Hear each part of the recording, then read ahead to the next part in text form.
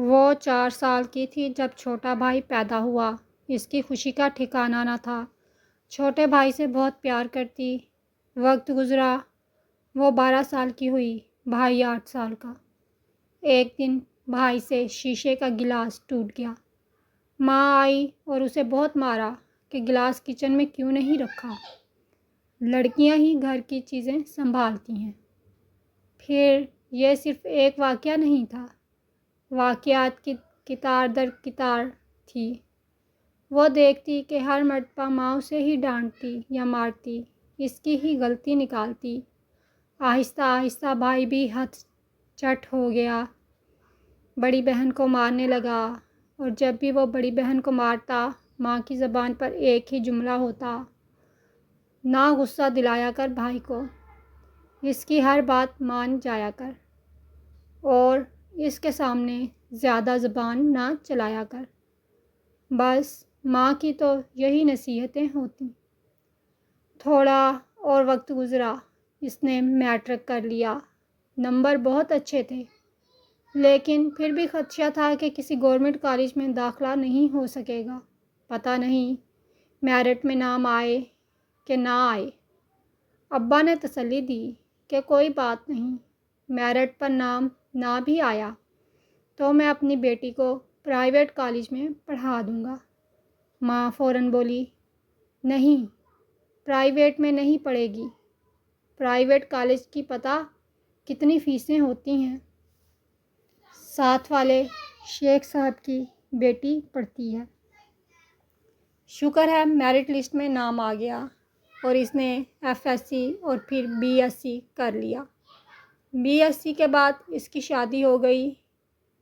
لڑکے والوں کی شرط تھی کہ وہ جہیز نہیں لیں گے، شادی بھی سادگی سے کریں گے، مگر شادی کے بعد لڑکی نوکری کرے۔ ماں کو بھلا کیا اعتراض تھا؟ پیسے بچ رہے تھے، کہنے لگیں کہ یہ آج سے آپ کی بیٹی ہے، جو مرضی کروائیں۔ بھائی کے میٹرک میں بامشکل پاس ہوا تھا، اس کا کسی گورنمنٹ کالج کی میرٹ لسٹ میں نام نہیں آیا۔ ماں کی ضد تھی کہ آگے لازمی پڑھانا ہے۔ اسے پرائیویٹ کالج میں پڑھایا، لیکن وہ پاس نہیں ہو سکا۔ مختلف شارٹ کورس کروانے کی کوشش کی، وہ بھی نہیں کر سکا۔ پھر اسے ایک لڑکی سے پیار ہو گیا۔ ماں کو کیا اعتراض تھا؟ ماں خوشی خوشی لڑکی کے گھر گئی اور رشتہ پکا کر آئیں۔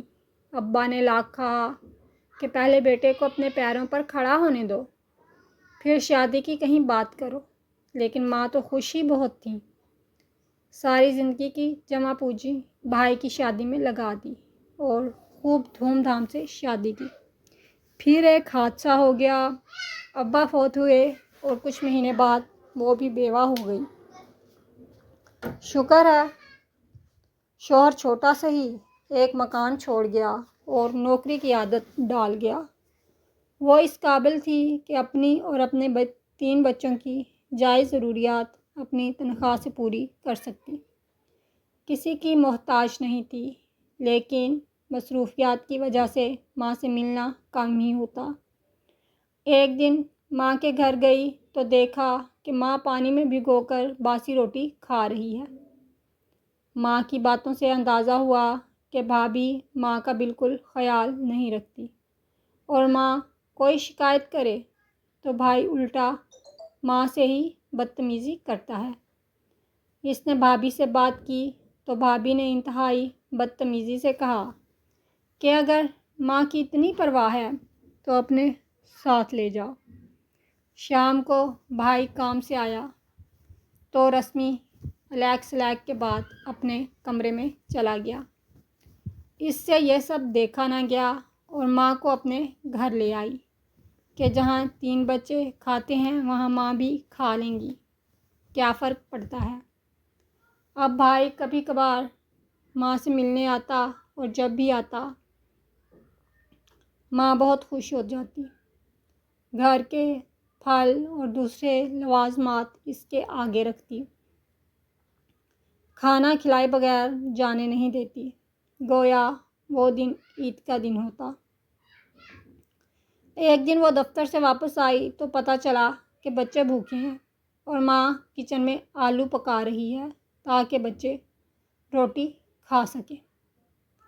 اس نے ماں سے کہا کہ امی، سالن تھوڑا تھا مگر اتنا تو تھا کہ آپ اور بچے دوپہر میں کھانا کھا لیں۔ ماں کہنے لگی، تمہارا بھائی آیا تھا، بھوکا تھا، میں نے سالن آگے رکھا تو بڑے شوق سے کھایا، کہنے لگا کہ یہ سالن بہت مزیدار ہے، مجھے دے دیں، رات میں بھی اسی سے روٹی کھاؤں گا، سو میں نے باقی سالن پیک کر دیا۔ امی، وہ میرے یتیم بچوں کا حق تھا جو آپ نے دے دیا، وہ میری محنت کی کمائی تھی۔ ارے بدبخت، تجھے پیدا کیا، پڑھایا لکھایا، بڑا کیا، تیری شادی کی، تیری ساری ضرورتیں پوری کی، آج ماں نے تیری کمائی سے ذرا سا سالن کیا لے لیا، تو نے اتنی باتیں بنا دیں، تو ہے ہی جہنمی، ہمیشہ جہنم میں جلے گی۔